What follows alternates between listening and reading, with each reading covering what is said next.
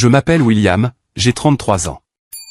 Et la veille de Noël, après avoir passé 72 heures d'affilée à décorer le manoir de mes parents, à cuisiner leurs rôtis et à polir leur argenterie, ma mère m'a regardé dans les yeux et m'a dit que je n'avais pas de place à table. Mais avant de vous raconter l'enveloppe qui a tout changé, et le silence assez fort pour briser le verre, je veux savoir d'où vous écoutez. Faites-le moi savoir dans les commentaires. Cela m'aide à me sentir un peu moins seul. Maintenant, laissez-moi vous ramener à cette nuit-là. L'air dans la salle à manger était lourd. Vous connaissez cette odeur? De la sauce riche et épaisse, du parfum cher, et cette odeur de pain qui ne vient que d'un vrai sapin de 3 mètres. C'était l'odeur de l'argent. Mes parents, Richard et Lydia Foster, aimaient cette odeur plus que tout. Je venais de rentrer de la cuisine. Mes mains étaient rouges et à vif. J'avais frotté des casseroles parce que la femme de ménage avait eu une urgence. Ou du moins c'est ce que maman a dit. J'ai découvert plus tard qu'elle avait simplement donné congé au personnel pour que je doive faire le travail. C'était la dynamique. J'étais le fils, mais j'étais aussi laide. J'ai essuyé mes mains sur mon jean. Un jean un peu usé aux genoux parce que je passais mes journées à travailler dans l'aménagement paysager. Et j'ai regardé la table. Elle était magnifique. Je ne me vante pas. Je suis architecte de formation, plus précisément architecte paysagiste. Bien que ma famille n'ait jamais assez prêté attention pour connaître la différence entre ça et un jardinier. Je comprends le flux, la lumière et l'espace. J'avais mis la table avec leur porcelaine fine vintage. Les assiettes bordées d'or qu'ils n'utilisaient que quand ils voulaient impressionner quelqu'un. Il y avait 25 personnes assises.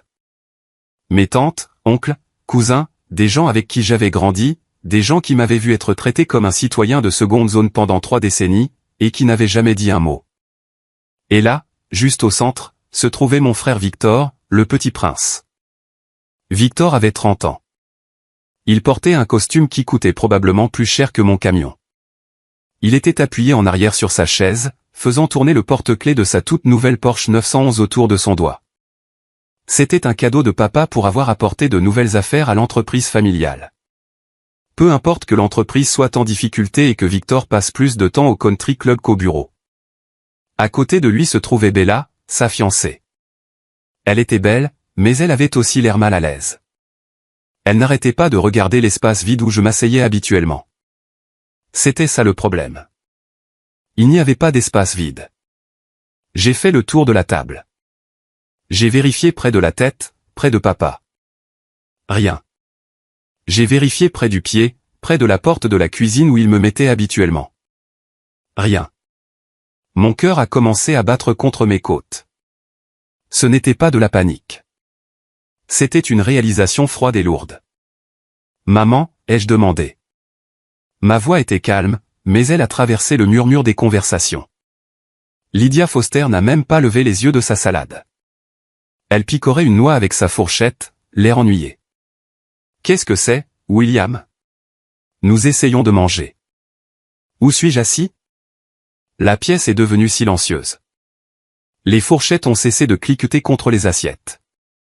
Tante Margaret, la sœur de ma mère, a baissé les yeux vers ses genoux. Ma cousine Meredith a pris une longue gorgée de vin. Ils savaient tous. Ils le voyaient tous venir. Maman a finalement levé les yeux. Ses yeux étaient d'un bleu glacial, magnifique et complètement dénué de chaleur. Elle a tapoté le coin de sa bouche avec une serviette en lin. Il n'y a pas de chaise pour toi, William, a-t-elle dit. Son ton était désinvolte, comme si elle me disait qu'il n'avait plus de lait. J'ai mis 26 places ce matin, ai-je dit. J'ai mis ma carte de nom juste là. J'ai pointé un endroit à côté de tante Patricia. Et je l'ai enlevé, a dit maman. Elle a fait un vague geste vers les portes battantes de la cuisine. C'est un dîner formel, William. Nous avons des invités importants. Monsieur Thomas est ici. Nous ne pouvons pas te laisser assis ici en tenue de travail. J'ai baissé les yeux sur ma chemise propre. Je peux aller me changer. J'ai un costume à l'étage. Ce n'est pas une question de vêtements, a ajouté papa. Il ne m'a pas regardé non plus. Il coupait dans sa côte de bœuf comme si c'était la seule chose qui comptait au monde. Richard Foster détestait la confrontation presque autant qu'il semblait me détester. Écoute juste ta mère. Maman a soupiré. Un son dramatique qui signalait qu'elle perdait patience.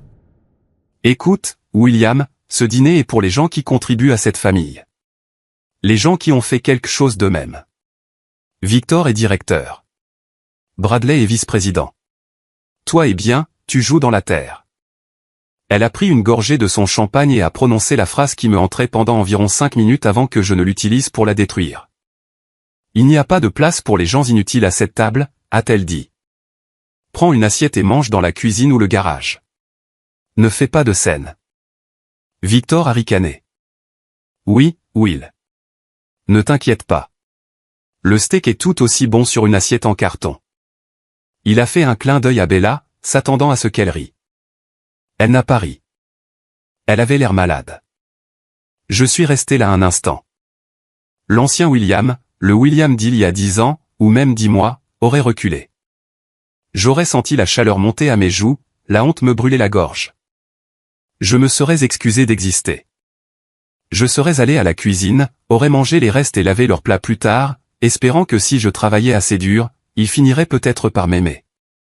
Mais ce William est mort il y a 6 mois, en même temps que ma grand-mère.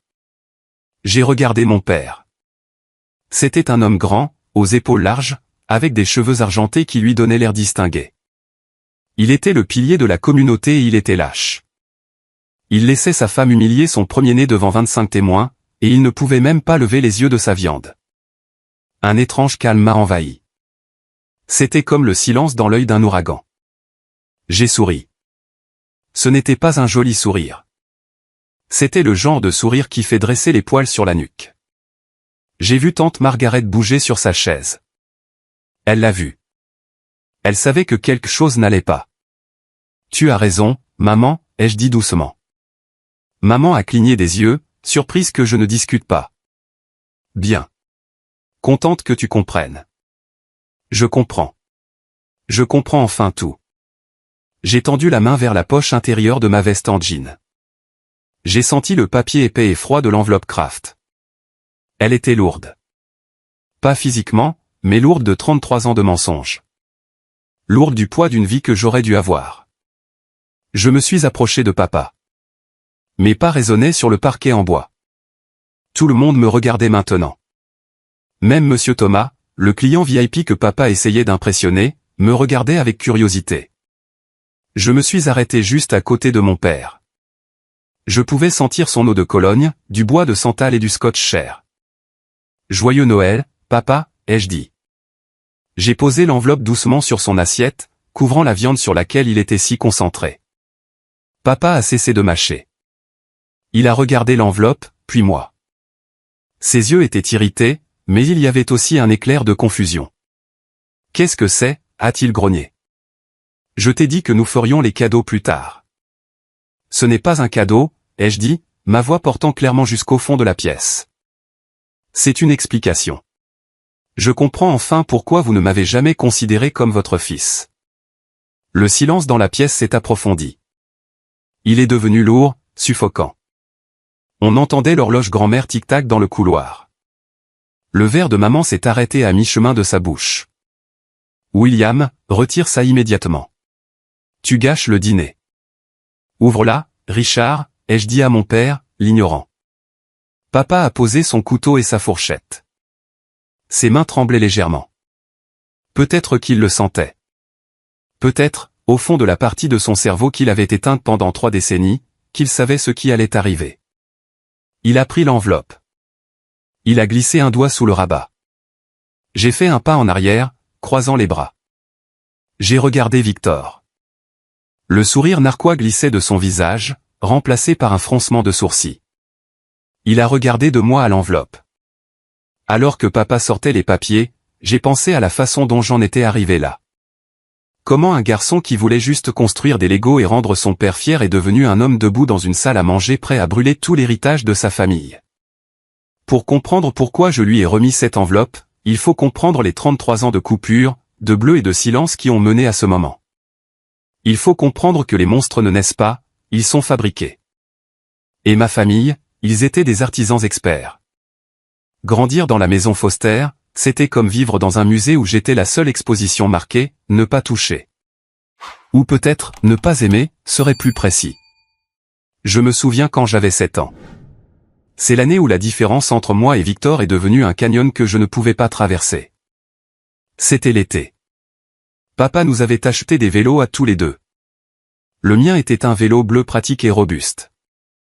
Celui de Victor était rouge, flashy avec des serpentins et une sonnette qui ressemblait à une sirène de police. Ça ne me dérangeait pas. J'aimais mon vélo. J'ai passé des heures dans le garage à régler la selle, à huiler la chaîne, à m'assurer qu'il était parfait. J'aimais la façon dont les choses fonctionnaient. J'aimais les réparer. Victor, qui avait 4 ans à l'époque, a foncé avec son vélo directement dans les rosiers en 10 minutes. Il a tordu le cadre et rayé la peinture. Il a crié comme s'il avait été abattu. Maman est sortie de la maison en courant, terrifiée. Elle a ramassé Victor, vérifiant s'il n'avait pas de rayures qui n'étaient pas là. Oh, mon pauvre bébé. Ce stupide vélo. Puis elle s'est tournée vers moi. J'étais debout à 3 mètres de distance, tenant une clé à molette. « William, pourquoi ne l'as-tu pas arrêté ?» a-t-elle crié. Je réparais mon « tu es le frère aîné. Tu es censé le surveiller. Tu es inutile. » Ce mot, inutile. C'était son arme préférée. Papa est rentré à la maison ce soir-là. Il a regardé le vélo tordu de Victor et le mien, immaculé. Il ne m'a pas félicité d'avoir pris soin de mes affaires. Il a soupiré. « Donne ton vélo à Victor », a-t-il dit. « Mais papa », ai-je protesté, ma poitrine se serrant. « C'est le mien. Je l'ai réparé. » Victor est contrarié. « William, ne sois pas égoïste. Tu peux rouler sur celui qui est cassé. Tu aimes réparer les choses, n'est-ce pas? Répare-le. » Alors, j'ai regardé Victor rouler sur mon vélo bleu, riant, pendant que je passais la semaine suivante à essayer de redresser un cadre en acier avec un marteau trop lourd pour mes mains. J'ai appris une leçon ce jour-là. Dans cette maison, Victor reçoit le prix et moi le travail. En vieillissant, ça a empiré. J'avais des appartous. Maman disait que j'étais un ringard et que je devais avoir une vie sociale. Victor a raté ses maths. Maman a embauché un tuteur privé et lui a promis un voyage à Disney World s'il obtenait un C-. J'ai intégré l'équipe universitaire d'athlétisme. Papa a manqué toutes les compétitions parce qu'il était occupé au bureau. Victor a eu le rôle principal dans la pièce de théâtre de l'école. Il avait 3 répliques en tant qu'arbre. Et toute la famille élargie est venue avec des bouquets de fleurs. Je suis devenu invisible. J'ai arrêté d'essayer de leur montrer mes bulletins scolaires. J'ai arrêté de les inviter à mes événements. Je me suis retiré dans la seule chose qui avait du sens pour moi, le design. Je m'asseyais dans le jardin pendant des heures à dessiner. Je dessinais des plans de cabanes dans les arbres, de fontaines, de jardins où les murs étaient tassés haut pour empêcher tout ce qui était mauvais d'entrer. La seule personne qui me voyait était grand-mère Eleanor. C'était la mère de papa, mais elle détestait Lydia. Je ne savais pas pourquoi à l'époque. Je savais juste que quand elle venait nous rendre visite, l'air dans la maison changeait. Maman devenait nerveuse. Papa devenait silencieux. Grand-mère me trouvait caché dans l'abri de jardin ou la bibliothèque.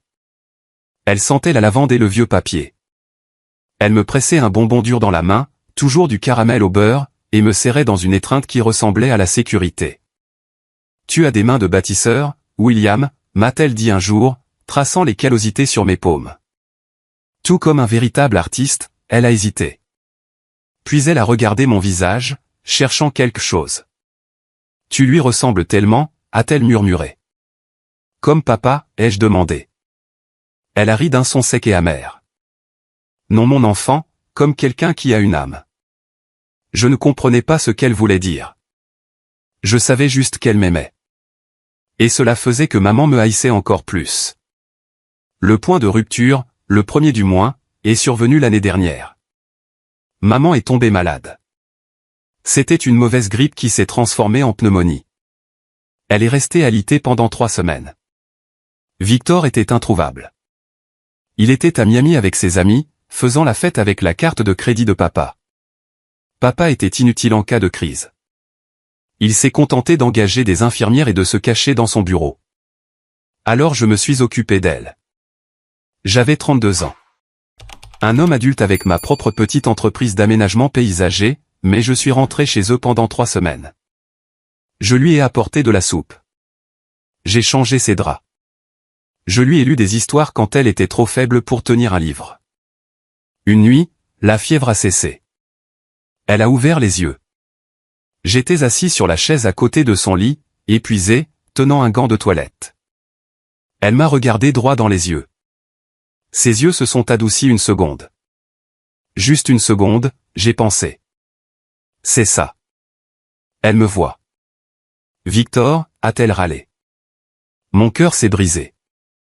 Non, maman. C'est William. La douceur a disparu. Ses lèvres se sont retroussées de dégoût. Où est Victor? Je veux mon fils. Victor est à Miami. Maman, je suis là depuis 3 semaines. Appelle-le, a-t-elle exigé, tournant la tête de mon côté. Je ne veux pas de toi. Tu me mets mal à l'aise. Tu rôdes toujours. J'ai quitté la pièce. J'ai roulé jusqu'à un parking au bout de la rue et j'ai pleuré pendant 1 heure. C'était la dernière fois que j'essayais de gagner son amour. Puis, il y a 6 mois, grand-mère Eleanor est décédée. Les funérailles étaient un spectacle. Maman portait une robe noire qui coûtait plus cher qu'une concession funéraire et a versé de fausses larmes pour la femme qu'elle ne supportait pas. Papa avait l'air soulagé. Victor vérifiait son téléphone pendant l'éloge funèbre. Je me tenais à l'arrière, ayant l'impression que le sol s'était ouvert et avait englouti la seule lumière de mon monde. Après le service, David Whitmore, l'avocat de grand-mère, m'a pris à part. David était un homme de la vieille école, vif comme l'attaque et fidèle comme un chien. William, a-t-il dit, sa voix basse. Venez à mon bureau demain, seul. Ne dites rien à vos parents. C'est à propos du testament, ai-je demandé. Je savais que grand-mère avait de l'argent, mais je supposais que tout irait à papa. C'est à propos de l'héritage, a dit David. Eleanor a laissé des instructions spécifiques, et elle vous a laissé quelque chose qu'elle a gardé caché pendant 33 ans. Le lendemain, j'étais assis dans le bureau boisé d'acajou de David. Il a posé une boîte en bois sur le bureau. Elle était vieille, abîmée, et sentait la lavande. Votre grand-mère voulait que vous ayez ceci après son départ, a dit David. Elle a dit que vous en auriez besoin pour vous libérer. Libre de quoi? David m'a regardé avec pitié. Du mensonge, mon fils. Du mensonge. Il a poussé la boîte vers moi. Mes mains tremblaient en atteignant le loquet. Je ne le savais pas alors, mais à l'intérieur de cette boîte se trouvait une bombe. Une bombe qui allait faire exploser la table de la salle à manger, la Porsche, le manoir et la fausse vie parfaite de la famille Foster. J'ai ouvert le couvercle. À l'intérieur de la boîte en bois, il n'y avait pas d'argent, pas de bijoux, juste du papier. Il y avait une pile de lettres attachées avec un ruban bleu, un journal relié en cuir, et tout au fond, un document jaune qui semblait officiel. J'ai pris le document en premier. Il provenait d'un laboratoire appelé Genitech, daté d'août 1990. C'était 6 mois avant ma naissance. J'ai lu les lignes, mais mon cerveau a refusé de les traiter au début. Sujet A, Richard Allen Foster. Sujet B, fœtus, dépistage prénatal par amniosynthèse. Probabilité de paternité, 0%. J'ai fixé le 0. Ce n'était pas une erreur. C'était un 0. Richard Foster n'était pas mon père. J'ai senti la pièce tourner. J'ai attrapé le bord du bureau pour me stabiliser. Toutes ces années de négligence, la froideur, la façon dont il me regardait comme si j'étais un étranger qui avait envahi sa maison. Tout avait un sens. Mais pourquoi? Pourquoi est-il resté? Pourquoi m'a-t-il élevé? Continuez à lire, a dit David doucement. J'ai détaché le ruban des lettres. Elles étaient adressées à Lydia.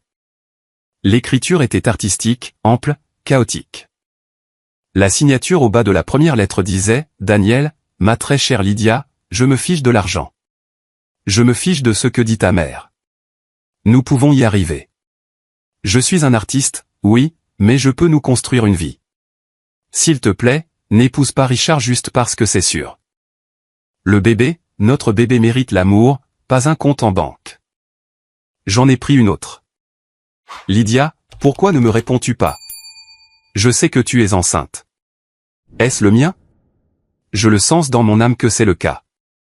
S'il te plaît, parle-moi juste. Et une autre. Si tu ne me laisses pas voir l'enfant, j'irai devant les tribunaux. J'ai des droits. Puis une lettre de l'écriture de Lydia. Copie. Elle a dû garder.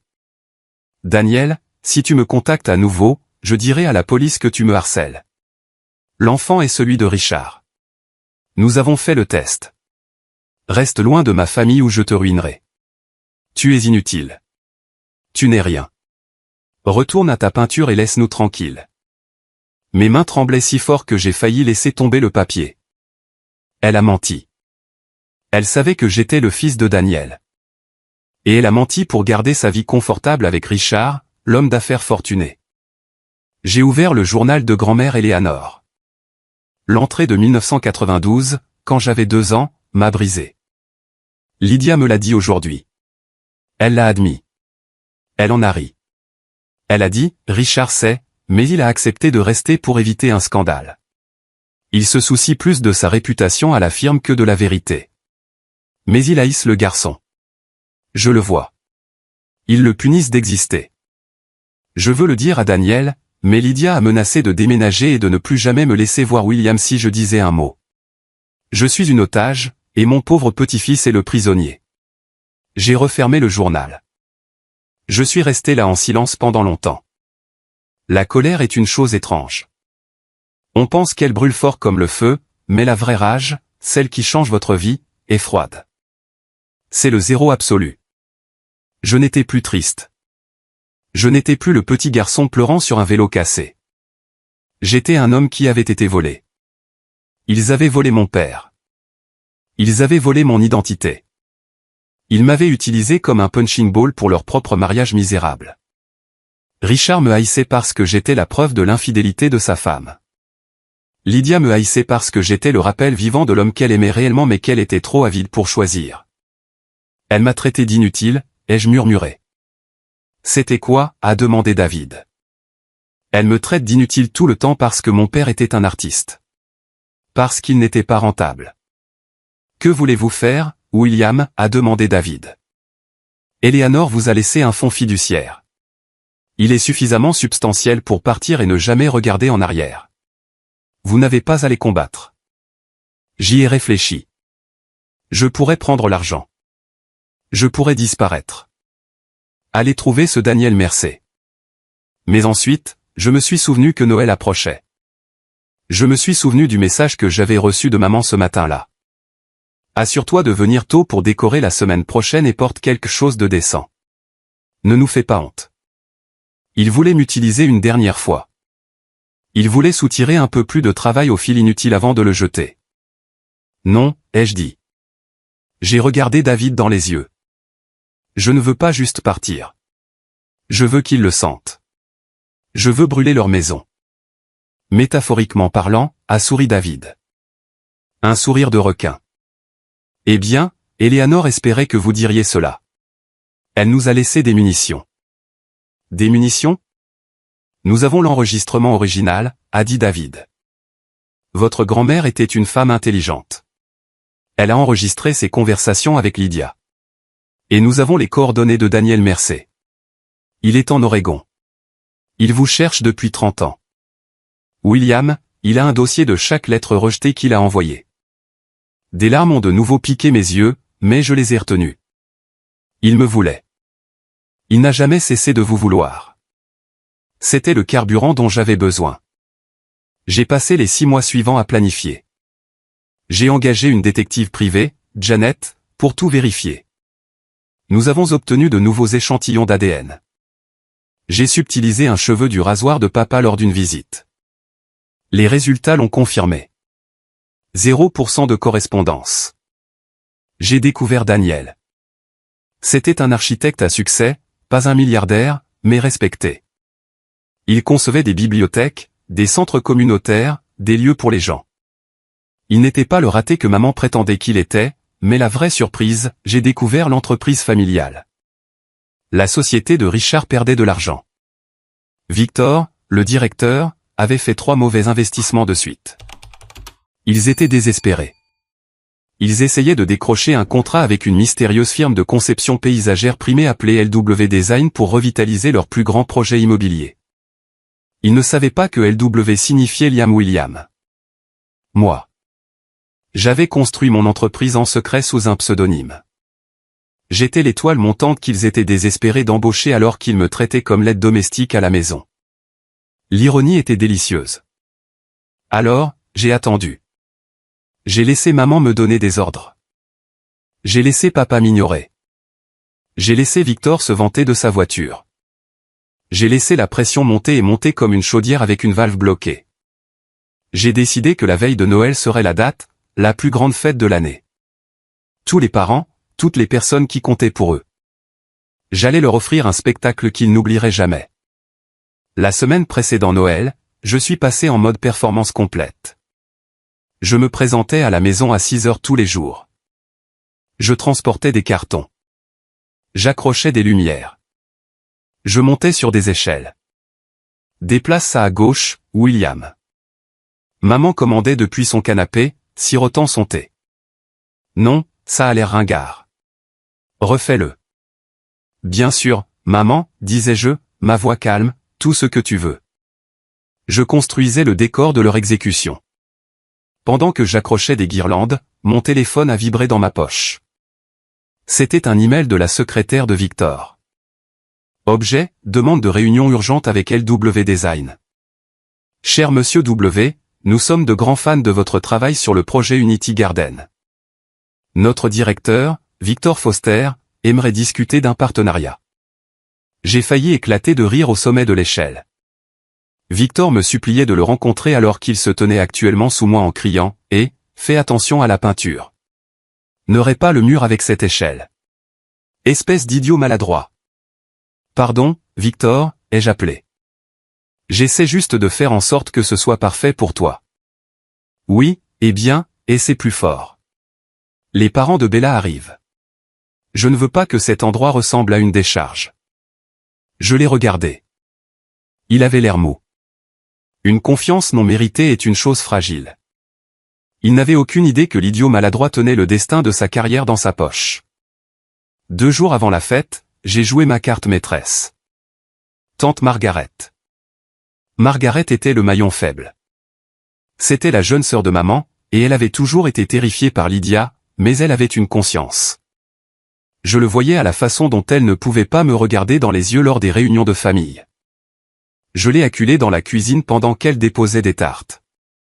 Tante Margaret, ai-je dit, en fermant la porte. Oh, William, tu m'as surprise.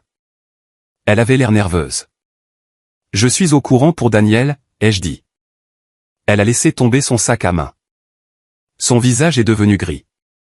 Je ne sais pas de quoi tu parles.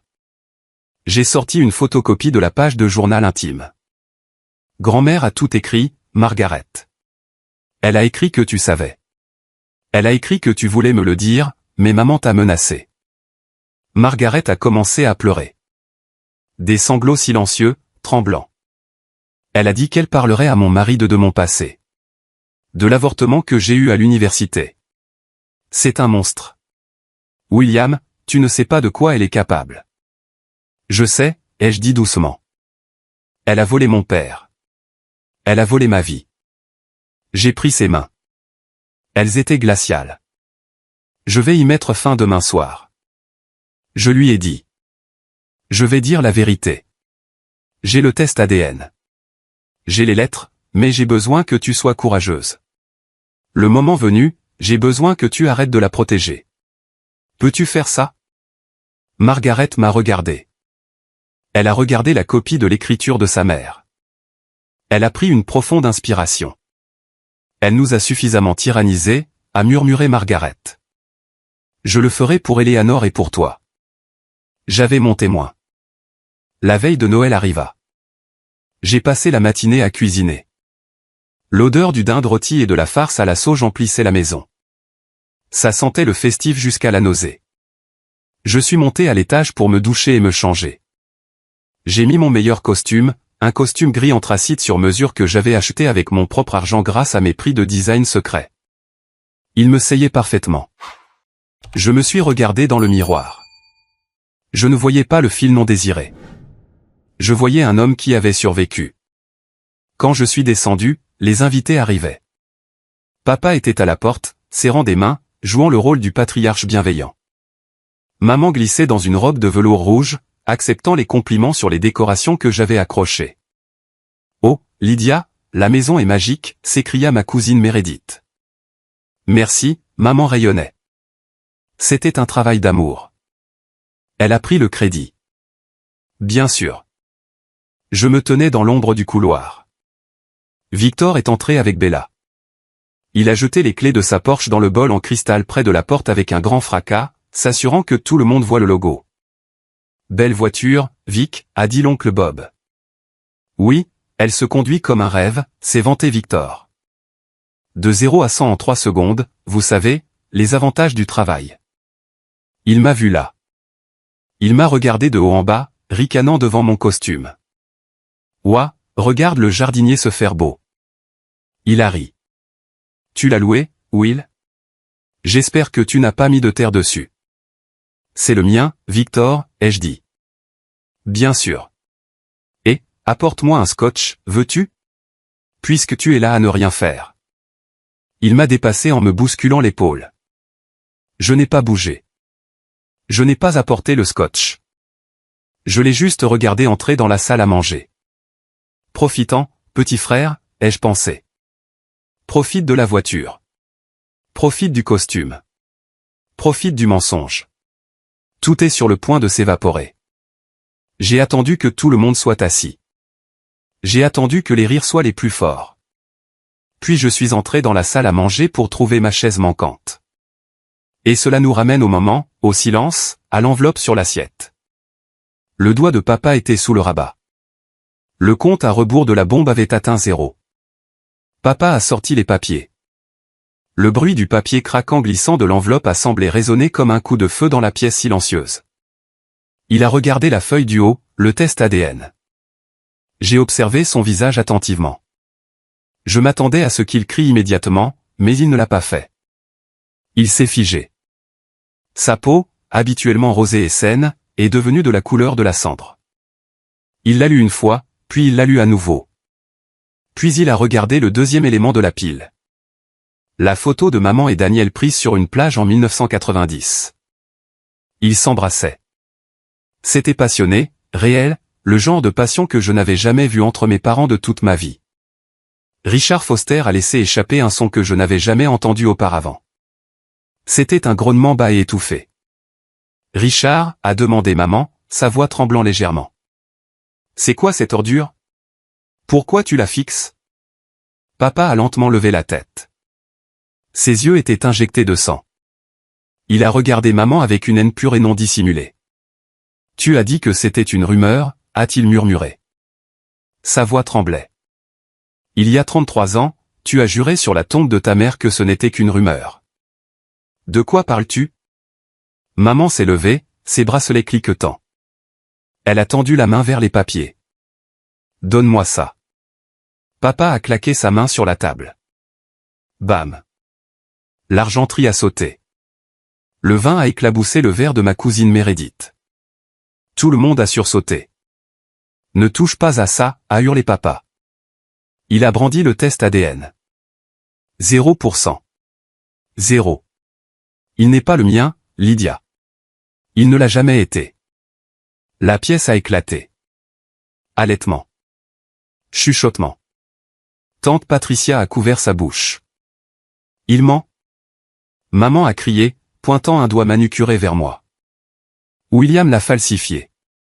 Il a toujours été jaloux de Victor. Il essaie de détruire cette famille parce que c'est un raté. Elle a regardé autour de la pièce, désespérée. Vous ne voyez pas ? Il est malade. Il est mentalement instable. Je n'ai pas dit un mot. J'ai juste tendu la main dans ma poche et j'ai sorti une petite télécommande. J'avais anticipé que vous diriez cela, maman, ai-je dit calmement. J'ai pointé la télécommande vers le mur derrière papa. J'avais installé un projecteur plus tôt, caché derrière un arrangement floral, ostensiblement pour montrer un diaporama de souvenirs de famille pendant le dessert. L'écran s'est déroulé. Le projecteur a ronronné, mais au lieu de jolies photos de bébé, une vidéo a commencé à jouer. C'était tante Margaret. Je l'avais enregistrée hier sur mon téléphone. Sur l'écran, le visage de Margaret était marqué de larmes. Lydia me l'a dit en 1990, a dit la vidéo de Margaret, sa voix résonnant dans la salle à manger. Elle riait de la façon dont elle avait trompé Richard. Elle a dit qu'elle avait besoin de son argent, mais elle voulait le bébé de Daniel. Elle a menacé de détruire ma vie si je le disais à qui que ce soit. Et elle a falsifié les lettres de Daniel. Il a essayé de trouver William. Il a envoyé de l'argent. Il a envoyé des cadeaux. Lydia les a tous brûlés. Dans la salle à manger, la vraie tante Margaret s'est levée. Elle tremblait, mais elle a regardé sa sœur. C'est vrai, a dit Margaret, sa voix se brisant. Je ne peux plus garder tes secrets, Lydia. Eleanor t'a détesté pour ça. Et je me déteste de t'avoir aidé. Maman ressemblait à un animal piégé. Elle a regardé Margaret, puis papa. Margaret est jalouse. Maman a hurlé. Elle a toujours voulu ce que j'ai. Qu'avez-vous d'autre, maman, ai-je demandé. Voulez-vous entendre l'audio de grand-mère? J'ai appuyé sur un autre bouton. La voix grinçante et incomparable de grand-mère Eleanor a rempli la pièce. C'était l'enregistrement que David m'avait donné. Lydia, tu ne peux pas éloigner le garçon de son père, a dit la voix de grand-mère. Regardez-moi, vieille femme, a répondu la voix de maman, aiguisée, cruelle. Si vous le dites à Richard, je vous mettrai dans la maison de retraite la moins chère que je puisse trouver. Je ferai en sorte que vous mouriez seul. Et William, je le mettrai à la rue. C'est mon pion, mère. Il reste jusqu'à ce que je dise qu'il parte. L'audio a coupé. On aurait pu entendre une mouche voler. Monsieur Thomas, le client VIP, a lentement posé sa serviette sur la table. Il a regardé papa, puis maman avec un regard de dégoût absolu. Je crois que j'ai perdu l'appétit, a dit Monsieur Thomas. Papa tremblait. Il m'a regardé pour la première fois de ma vie. Il m'a vraiment regardé, mais ce n'était pas avec amour. C'était avec une horrible réalisation de sa propre stupidité. Tu savais, a chuchoté papa à maman. Tu m'as fait élever le bâtard d'un autre homme. Tu m'as fait le regarder tous les jours. Il était utile. Maman a crié, abandonnant complètement sa feinte.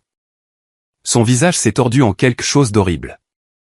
Nous avions besoin de quelqu'un pour faire le travail. Richard, qui a, selon toi, réparé le toit? Qui s'est occupé du jardin? Qui s'est occupé de moi quand j'étais malade? Pas ton précieux Victor. William était pratique. Pratique, ai-je répété. Je me suis rapproché de la table. Je me suis tenu juste entre papa et maman. Je ne suis pas inutile, ai-je dit, ma voix stable et forte. Je suis un architecte paysagiste avec des prix dont vous n'avez jamais entendu parler. Je suis le propriétaire de LW Design. La tête de Victor s'est redressée d'un coup. Quoi? C'est ça, Vic, ai-je dit, regardant mon frère, l'entreprise que tu suppliais de rencontrer, celle dont tu as besoin pour sauver ton emploi. C'est moi. Je suis Liam W, la bouche de Victor est restée ouverte. Non, pas possible. Tu creuses des trous.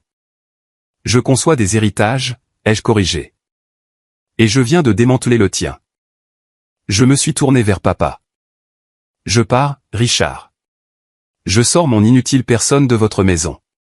Vous n'avez plus à vous soucier de me regarder. Mais souvenez-vous de ceci. J'étais le seul qui a vraiment essayé d'être un fils pour vous. Et vous l'avez jeté pour un mensonge. J'ai regardé maman. Elle respirait difficilement, sa poitrine haletant. Elle avait l'air vieille soudainement. Le maquillage ne pouvait plus cacher la laideur. Vous n'avez pas de place pour les gens inutiles, lui ai-je demandé. Eh bien, maman, en regardant autour de cette table. Je pense que je suis le seul ici qui a réellement une utilité. Je me suis tourné pour partir. Attends, a crié papa. Je me suis arrêté, mais je ne me suis pas retourné. Sors, a sifflé papa. Il ne me parlait pas. Il regardait maman. Sors de ma maison, Lydia. Je veux divorcer. Je veux que tu partes ce soir. Tu ne peux pas me virer. Maman a crié. Je possède la moitié de ça. Je la brûlerai avant que tu n'en aies le moindre soupçon. Papa a rugi. Il a attrapé la nappe, la coûteuse nappe de dentelle que j'avais repassée ce matin-là, et l'a tirée. Le cristal a volé en éclats. Les assiettes se sont écrasées au sol. Le rôti de bœuf a glissé sur le tapis. La sauce a éclaboussé la robe de velours de maman. C'était le chaos. C'était la destruction. C'était magnifique. Je me suis dirigé vers la porte. Victor a bondi. Tu as tout ruiné. Espèce de monstre. Il s'est jeté sur moi, mais avant qu'il ne puisse m'atteindre, Bella s'est levée. Elle a posé une main sur sa poitrine et l'a repoussée. Durement. Ne fais pas ça, a-t-elle dit. Bella. Victor avait l'air confus. Il vient de nous humilier. Il a dit la vérité, a dit Bella. Sa voix était froide. Elle a baissé les yeux sur sa main, sur l'énorme bague de fiançailles en diamant que Victor lui avait donnée. Payée avec la carte de crédit de l'entreprise, sans doute. Elle a retiré la bague de son doigt. Le bruit de la bague heurtant le parquet en bois était infime, mais il ressemblait au dernier clou dans le cercueil. Bella. La voix de Victor se brisa. Il ressemblait à un enfant. Chérie, qu'est-ce que tu fais? Je ne peux pas faire ça, Victor, a dit Bella. Elle a attrapé son sac à main. J'ai vu comment vous le traitiez pendant des années. J'ai vu comment votre famille le traitait. Je me suis dit que ce n'était que des dynamiques familiales, mais ça, c'est sociopathe. Elle m'a regardé. Ses yeux étaient humides. Je suis désolé, William. J'aurais dû dire quelque chose plus tôt. Ce n'est rien, Bella, ai-je dit, tu le dis maintenant. Je m'en vais, a-t-elle dit à Victor. Ne m'appelle pas et ne viens pas chez mes parents. Elle est sortie par la porte d'entrée, ses talons claquant sur le marbre. Victor est resté là, fixant la bague. Le petit prince avait perdu son or. Il m'a regardé, son visage se tordant en un grognement. Sors, a-t-il hurlé. Sors de ma maison. Ce n'est pas ta maison, Victor, ai-je dit calmement. Et honnêtement, vu l'état des finances de l'entreprise, je doute que ce soit la maison de papa très longtemps non plus. Je suis entré dans le couloir. J'ai attrapé mon manteau. Monsieur Thomas, le client, mettait son écharpe. Il m'a regardé alors que je m'approchais. Liam W, a-t-il réfléchi. J'aurais dû le savoir. L'éclairage dans le jardin, la symétrie. C'est votre signature partout. Je suis désolé que vous ayez dû assister à ça, monsieur Thomas, ai-je dit. Il a secoué la tête. Ne vous excusez pas. Vous venez de me faire économiser beaucoup d'argent. J'étais sur le point d'investir des millions dans la firme de votre père parce que je pensais qu'ils avaient de l'intégrité. Je vois maintenant que le seul talent de cette famille se cachait dans le jardin. Il m'a tendu sa carte de visite. Appelez-moi lundi. Ma firme a besoin d'un nouveau chef paysagiste. Embauche directe. Pas d'intermédiaire. J'ai pris la carte. Merci, monsieur. J'ai ouvert la lourde porte d'entrée en chêne. L'air froid de l'hiver a frappé mon visage. C'était vif, propre, ça sentait la liberté. Derrière moi, les cris avaient atteint leur paroxysme. J'entendais maman sangloter. Papa criait à propos d'avocats et de gardes d'actifs, et Victor jetait des objets.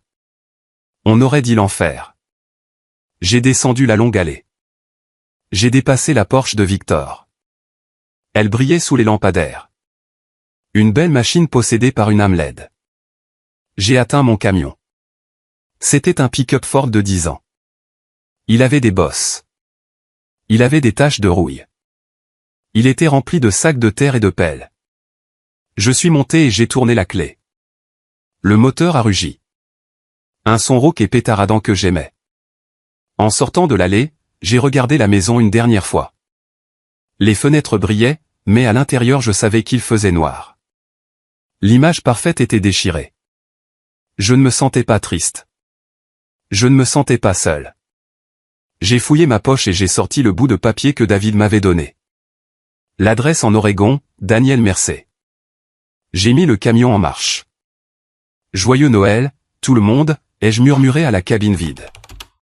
J'ai démarré, laissant l'épave dans mon rétroviseur. Je ne quittais pas seulement une maison. Je quittais 33 ans à me faire dire que je n'étais pas suffisant. J'ai roulé pendant 3 heures cette nuit-là. J'ai pris une chambre dans un motel bon marché au bord de l'autoroute. J'ai acheté un sandwich à la dinde dans un distributeur automatique de station-service. C'était le meilleur dîner de Noël que j'ai jamais eu. Le lendemain matin, mon téléphone a explosé. 50 appels manqués de maman. 20 de papa. Une série de SMS injurieux de Victor. Espèce d'ingrat. Reviens ici et arrange ça. On peut en parler. Papa, tu es mort pour moi. N'attends pas un centime d'héritage. Victor, tu as ruiné ma vie. Bella m'a bloqué. Je vais te tuer. Je les ai lus. Et puis j'ai fait quelque chose que j'aurais dû faire il y a 10 ans. Je les ai bloqués. Tous. Puis j'ai vu un SMS de tante Margaret. Margaret, merci, William. J'ai fait une valise. Je suis à l'hôtel. Je me sens enfin légère. Va le trouver. Va trouver ton père. J'ai souri. Je suis remonté dans mon camion. J'avais un long trajet devant moi. L'Oregon était à 1000 kilomètres. Mais pour la première fois de ma vie, je savais exactement où j'allais. Et je savais exactement qui j'étais. Je n'étais pas William Foster, le fils inutile. J'étais William Mercer, et j'étais un architecte. J'avais démoli un bâtiment condamné. Maintenant, il était temps de concevoir quelque chose de nouveau. Mon vieux pick-up Ford a cahoté sur l'autoroute, accumulant des kilomètres entre moi et la ville où j'étais né, élevé et finalement rejeté. Plus je roulais, plus je me sentais léger. C'était comme si chaque borne kilométrique me débarrassait d'une couche des attentes lourdes et suffocantes que j'avais portées pendant 33 ans. Le paysage changeait. La jungle de béton et les banlieues soignées ont cédé la place à des pins imposants, des montagnes brumeuses et la beauté sauvage et indomptée du nord-ouest Pacifique. L'Oregon ne m'a pas accueilli avec des lumières néon ou de la prétention. Il m'a accueilli avec l'odeur de la terre humide, des aiguilles de pin trempées par la pluie et des embruns salés de l'océan. C'était un voyage de près de 2000 miles. Mais cela a semblé le voyage le plus court de ma vie. Pour la première fois, je ne fuyais pas quelque chose. Je courais vers la vérité. J'ai trouvé l'adresse que David, l'avocat, m'avait donnée. C'était dans une petite ville côtière, le genre d'endroit où les gens connaissaient leurs voisins et personne ne se souciait du genre de voiture que vous conduisiez. J'ai tourné sur une allée de gravier qui serpentait sur une colline escarpée. Au sommet se trouvait une maison. Ce n'était pas un manoir. Ce n'était pas un monument à Lego comme le domaine Foster. C'était une modeste cabane en cèdre patiné qui semblait pousser directement du flanc de la falaise, surplombant les eaux grises et agitées du Pacifique. Il n'y avait pas de portail en fer, pas de caméra de sécurité, juste des hortensias sauvages poussant en explosions chaotiques et magnifiques de bleu et de violet le long du porche. J'ai coupé le moteur. Mes mains tremblaient sur le volant. J'avais tenu tête à 25 parents critiques la veille de Noël sans scier. Mais assis ici, fixant cette porte en bois, j'étais terrifié. Et s'ils ne voulaient pas de moi? Et si les lettres n'étaient que les divagations romantiques d'un jeune homme oublié depuis longtemps? Et si je n'étais qu'un étranger interrompant sa vie? J'ai pris une profonde inspiration, suis sorti du camion et ai monté les marches sur le côté de la maison, sur une terrasse enveloppante face à l'océan. Un homme se tenait devant un chevalet. Il me tournait le dos. Il portait un pull en laine taché de peinture qui avait connu des jours meilleurs, et ses cheveux gris étaient fouettés par le vent côtier. « Excusez-moi » ai-je appelé, ma voix sonnant plus rauque que je ne l'avais voulu. L'homme s'est figé. Il a lentement baissé son pinceau et s'est retourné. Et à ce moment-là, la terre sous mes pieds a cessé de bouger. C'était comme me regarder dans un miroir qui me montrait mon avenir. J'ai vu mes propres yeux me regarder. Brun foncé, profond, plissé au coin. J'ai vu la même mâchoire, la même façon de tenir ses épaules. Pendant 33 ans, j'avais regardé Richard Foster et vu un étranger. Maintenant, en regardant cet homme que je n'avais jamais rencontré, je me voyais. Puis-je vous aider, a-t-il demandé. Sa voix était profonde, résonnante et gentille. Puis il a plissé les yeux, faisant un pas de plus. Il a laissé tomber le pinceau. Il a clatré sur le pont en bois, roulant au loin inaperçu. Mon Dieu, a-t-il murmuré, la couleur de son visage s'évanouissant. Lydia. J'ai secoué la tête, luttant contre la boule dans ma gorge. Non, je suis William. Je suis son fils. Daniel Mercer n'a pas demandé de pièce d'identité. Il n'a pas demandé de test ADN. Il n'a pas demandé pourquoi j'étais là. Il a simplement laissé échapper un son, mi-rire, mi-sanglot, et a traversé la distance entre nous en 3 longues enjambées. Il m'a serré dans ses bras, me coupant le souffle. Ce n'était pas la raide tape dans le dos que Richard me donnait pour les séances photos. C'était désespéré. C'était féroce. Il me tenait comme s'il essayait physiquement de m'empêcher de disparaître. J'ai senti sa poitrine halter contre la mienne, puis j'ai senti l'humidité de ses larmes sur mon cou. J'ai attendu, a-t-il étouffé, sa voix se brisant, j'ai attendu 33 ans. Nous ne nous sommes pas lâchés pendant longtemps. Debout sur cette terrasse venteuse, avec le rugissement de l'océan en contrebas, j'ai enfin ressenti la seule chose que j'avais cherchée toute ma vie, l'appartenance. Nous avons passé le reste de la nuit assis près de sa cheminée en pierre, buvant du thé dans des tasses ébréchées, pas de scotch cher, pas de verre en cristal, juste de la chaleur. Nous avons parlé jusqu'au lever du soleil. Il m'a tout raconté. Il m'a raconté l'été où il a rencontré Lydia, comment il est tombé amoureux de son feu, sans réaliser que c'était un feu qui brûlerait tout ce qu'il touchait. Il m'a montré une pièce fermée à clé dans son atelier. Elle était remplie de croquis, des centaines. Des croquis d'un bébé, d'un tout petit, d'un jeune garçon, d'un adolescent. Je ne savais pas à quoi tu ressemblais, a dit Daniel, passant une main sur un dessin au fusain d'un jeune garçon jouant avec des blocs. Alors, je l'ai imaginé. Je te dessinais chaque année à ton anniversaire. C'était la seule façon pour moi d'être un père pour toi. Nous nous sommes connectés à un niveau qui dépassait la génétique. Daniel était aussi architecte, bien qu'il ait quitté le monde commercial il y a des années pour se concentrer sur des conceptions organiques durables. Quand je lui ai dit que j'étais Liam W, et que je lui ai montré des photos de mes projets sur mon téléphone, il a penché la tête en arrière et a ri. Un son fort et retentissant qui a rempli la petite cabane. La génétique est une chose amusante, n'est-ce pas, a-t-il dit en s'essuyant les yeux. Ils ont essayé de vous enterrer dans le béton, William. Ils ont essayé de faire de vous un jardinier, mais ils n'ont pas pu tuer l'artiste. C'est dans votre sang. Pendant que je me remettais en Oregon, l'Empire Foster, à l'Est, s'écroulait plus vite que je n'aurais pu l'imaginer. Tante Margaret m'a appelé 2 semaines plus tard. Sa voix sonnait fatiguée, mais plus légère, libérée de la peur qui l'avait tourmentée pendant des décennies. Elle m'a donné des nouvelles de la terre brûlée que j'avais laissée derrière moi. Richard avait demandé le divorce le lendemain de Noël. Ce n'était pas à l'amiable. C'était une guerre. Humilié et enragé, Richard a utilisé toutes ses ressources pour détruire Lydia, il a révélé la preuve de son infidélité à leur cercle social pour sauver la face. Lydia Foster, la femme qui vivait pour le statut, est devenue une paria du jour au lendemain. Elle a été exclue du country club. Ses amis ont cessé de lui rendre ses appels. Les avocats de Richard ont été impitoyables, utilisant la clause d'infidélité de leur contrat de mariage pour la laisser presque sans rien. Elle a dû quitter le manoir et s'installer dans un petit appartement dans un quartier douteux de la ville. Elle m'a envoyé un message une fois. Un long message décousu me blâmant d'avoir ruiné l'image de la famille. Je n'ai pas répondu. Je l'ai simplement supprimé. Son venin n'avait pas d'antidote, mais je ne buvais plus le poison. Et Victor. La chute du petit prince a été la plus dure. Sans l'argent de la famille de Bella pour soutenir l'entreprise, et avec la réputation de Richard en lambeaux, la société a sombré. Pour réduire les coûts, Richard a fait l'impensable, il a viré Victor. Dépouillé de son titre, de son salaire et de sa fiancée, Victor s'est effondré. La Porsche a été saisie. La dernière chose que j'ai entendue de Margaret, c'est que Victor travaillait comme vendeur d'assurance, postant toujours des tirades en colère sur Facebook à propos de la façon dont son frère jaloux l'avait saboté. Il n'avait toujours pas compris. Je ne l'ai pas saboté. J'ai juste arrêté de le soutenir. mais ma plus grande victoire n'a pas été leur échec. Ce fut ma propre ascension. Un mois après mon arrivée en Oregon, Monsieur Thomas a tenu parole. Il est venu me rencontrer. Il ne se souciait pas du scandale.